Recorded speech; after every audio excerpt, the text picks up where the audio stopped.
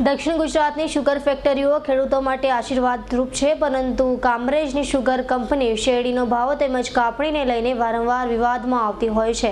ત્યારે કામરેજ શુગરના વહીવટદાર એકને ગોળ અને એકને ખોળની નીતિ કરતા હોવાનો આક્ષેપ ખેડૂત સભાસદોએ કર્યો હતો અને હાલમાં શેરડીની કાપણીને લઈને કામરેજ શુગર ભેદભાવ કરતી હોવાનો ગંભીર આક્ષેપ ખેડૂત સભાસદોએ કર્યો હતો। ત્યારે પીપોદરા ઝોનના ડિરેક્ટર સહિત લીમોદરા લીંડિયાત ગામના ખેડૂતોએ કામરેજ શુગર ખાતે લેખિત ફરિયાદ કરી હતી। જોકે શુગરના ચેરમેન ગેરહાજર હોવાથી વાઇસ ચેરમેને લેખિત ફરિયાદ કરતા વાઇસ ચેરમેને ખેડૂતોને ખાતરી આપતા હાલ પૂરતો મામલો થાળે પડી ગયો છે।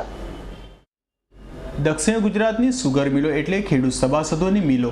આ સુગર કંપની તમામ ખેડૂતો સભાસદોના સહકારથી સતત પ્રગતિશીલ રહી છે અને ખાંડનું સારું એવું ઉત્પાદન કરે છે, જેના બદલામાં ખેડૂત સભાસદોને શેરડીના સારા ભાવ પણ મળે છે। પરંતુ સુગર મિલ મોટાભાગે શેરડીના ભાવ અને કાપણીને લઈને વારંવાર વિવાદમાં આવે છે। ત્યારે હાલમાં 86,249 જાત ધરાવતી શેરડીની કાપણીને લઈને લીમોદરા લીડિયાત ગામના ખેડૂતો સભાસદોએ વિરોધ સાથે આક્ષેપ કર્યો હતો કે કામરેજ સુગરના ખેડૂતો સભાસદો સાથે શેરડીના કાપણી મુદ્દે ભેદભાવ રાખે છે।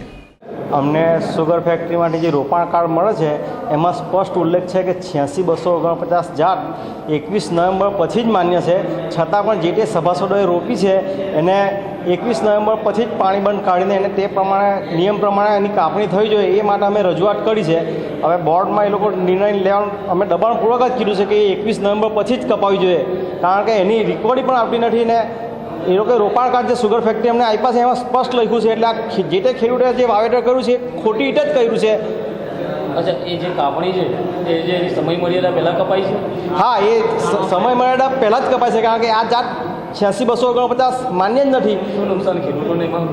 હવે 86,249 21 નવેમ્બર પછી કાપો તો એમાં રિકવરી વધારે આવે ને અત્યારે ઓક્ટોબર મહિનામાં જેની કાપણી કરવામાં તો એમાં રિકવરી બહુ ઓછી જ આવે। અચ્છા, એટલે તમને એવું લાગે છે કે ખેડૂતો સાથે મતભેદ લાગે છે? હા, અમને એવું જ લાગે છે કે આ ખેડૂતો સાથે મતભેદ છે તો જ આવું થયું ને। પીપોદરા ઝોનના ડિરેક્ટર નિકુંજ પટેલે કાપણી બાબતે જણાવ્યું હતું કે લીમોદરા લીડિયાત ગામના ખેડૂત સભાસદોની રજૂઆતને પગલે તેઓ કામરેજ સુગરના ચેરમેનને લેખિત ફરિયાદ કરવા ગયા હતા, પરંતુ ચેરમેન ગેરહાજર હોવાથી વાઇસ ચેરમેનને શેરડીની કાપણી મુદ્દે લેખિતમાં ફરિયાદ કરી હતી। જ્યારે અમારી ટીમે કામરેજ સુગરના વાઇસ ચેરમેન હેમંત પટેલને ખેડૂત વિરોધ બાબતે પૂછતા તેમણે કહ્યું હતું કે આવનાર 27મી તારીખે બોર્ડની મિટિંગમાં ચર્ચા વિચારણા કરી ખેડૂત સભાસદોની માંગણીનો સુખદ અંત લાવવામાં આવશે। ખેડૂત લોકો જે 86,249 જાત શેરડી બનાવેલ છે તેનું રોપાણ 21 નવેમ્બરનું છે, તો એ માટે સભાસદ લોકો રજૂઆત કરવા આવેલા સુગરમાં, તો વાઇસ ચેરમેન હેમંતભાઈને રજૂઆત કરી 27 તારીખે બોર્ડમાં મિટિંગ છે, તે દિવસે અમે એ જે સભાસદ લોકોને ફાયદો થાય હિતમાં કામ કરીશું। અમે મિટિંગ દરમિયાન બધા નિકાલ ના આવે તો મિટિંગ તો છે તો રજૂઆત કરો, બધા સભાસદ છે ડિરેક્ટર લોકો બધા ભેગા થઈ જે નિર્ણય લેશે તે આપણે જણાવીશું। આજરોજ લીમોદરા ગામના ખેડૂત સભાસદ મિત્રો 86,249 શેરડી કાપણી બાબતે આવેલા હતા। અમારી બોર્ડ મિટિંગ 27 તારીખે છે, 27 તારીખે જે કંઈ નિર્ણય લઈશું તે અમને જણાવીશું। એમાં ખેડૂતોનો એવો આક્ષેપ છે કે કામરેજ સુગર મતભેદ કરે છે?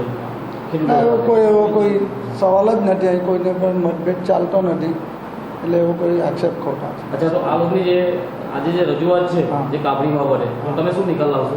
કંઈ 27 તારીખે અમારી બોર્ડ મિટિંગ છે, બોર્ડ મિટિંગમાં જે કંઈ વ્યવહારો ઉકેલ લાવીશું, જે કોઈ સંસ્થાના નીતિ નિયમો છે તે પ્રમાણે વ્યવહારો ઉકેલ લાવીશું। એવી ખાતરી આપો છો કે અન્યાય નહીં થાય ખેડૂતો? હા, ખેડૂતોને અન્યાય થાય એ